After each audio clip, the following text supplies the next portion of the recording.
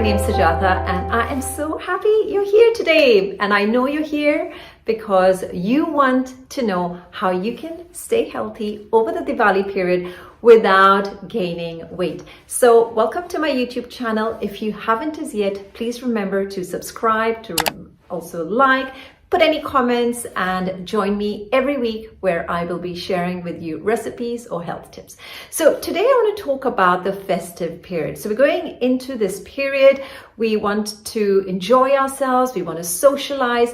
But at the same time, I know because you're watching this video, you don't want to end up gaining weight. You don't want to feel sluggish or tired. You don't want to have that really uncomfortable feeling of having, indigestion or feeling bloated, because that's what happens if you end up eating a lot of fried or processed foods or sugary foods, that it just doesn't make you feel good afterwards. So what are you going to do?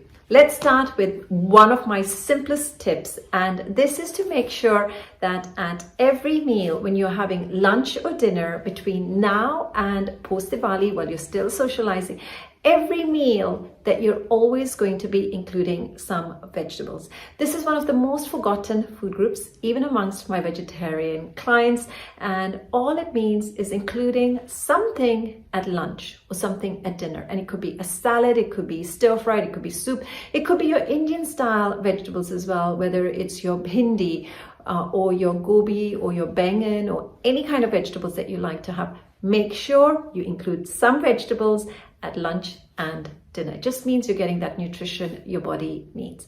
And then the second thing I'd like you to do is to make sure you are staying hydrated.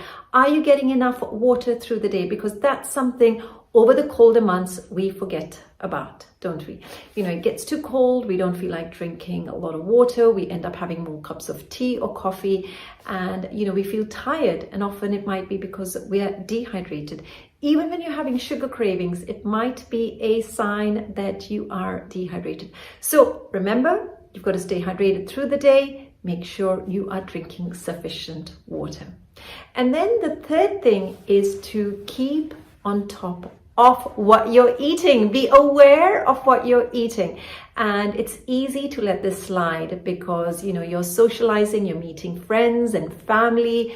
Maybe you're going out to eat or somebody's coming over to your house to eat. So you just forget about what's really on your plate. So begin to look at your plate and eat mindfully, right? This is an important one because often we're eating without even realizing what we've put into our mouths. So just really look at your plate and enjoy whatever's on it, but eat slowly and really connect with the senses of what you're eating, with your senses, like, the tastes, the textures, the smells, the aromas, enjoy it. Think about where it's come from. Think about how it's making you feel rather than just taking in a spoonful after another.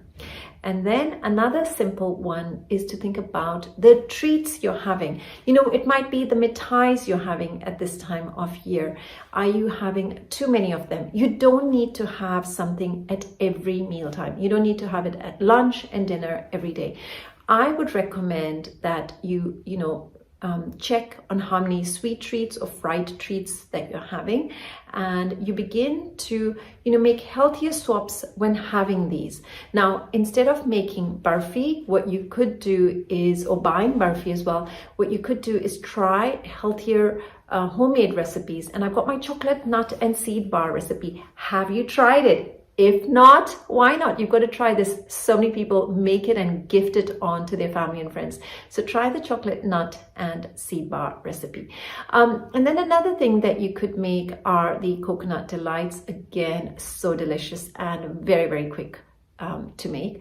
And then you could try the fig energy balls as well. So here are a few recipes that are guilt-free. Now, if you're looking for a lot more recipes, I have got my recipe book with 11 recipes, and in it I am sharing alternatives to many traditional foods. So instead of having your kaju katli, right, which is high in refined sugars, it's got ghee in it, I'm making my cashew barfi, which is made with just natural ingredients, and it is less sweeter as well. So guilt-free, you can enjoy your cashew barfi.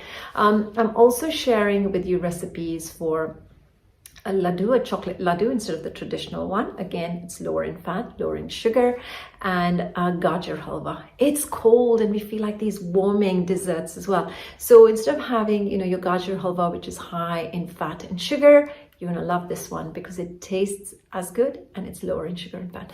And some of you may have those savory cravings. I prefer savory foods in the afternoons.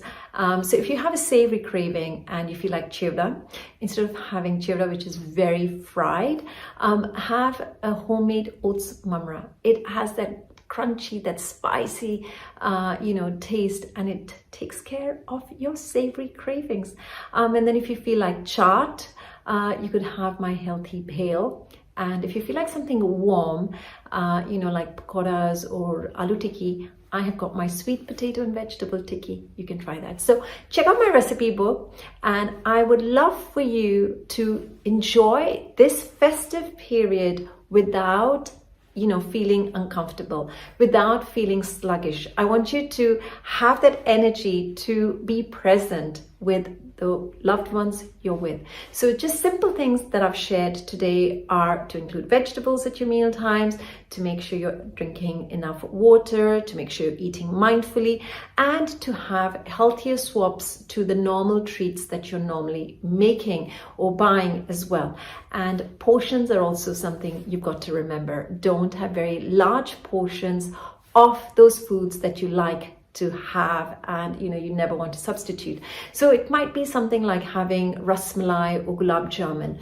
I love those are my two favorite Indian desserts, but when having them, rather than having two gulab jamuns or two ras malai, I'll have just one. So you can have these foods, but just think about balance. Really, that's what life is all about. It's not about depriving yourself and saying I'll never have these foods, and then on the other side it's not about I'm going to eat as much of these foods and then I'm going to diet after Diwali. I want you to keep that middle ground, right, where you can enjoy them and find your own balance. So check out my recipe book, and if you have any questions, any comments, send me an email or put it in the comments below. Now, if you would like to get more recipes, if you would like to get my health tips, all you've got to do is subscribe, and you'll be notified every week when a new video gets updated onto this YouTube channel. Thank you so much for watching, and I'll see you again next week. Bye-bye.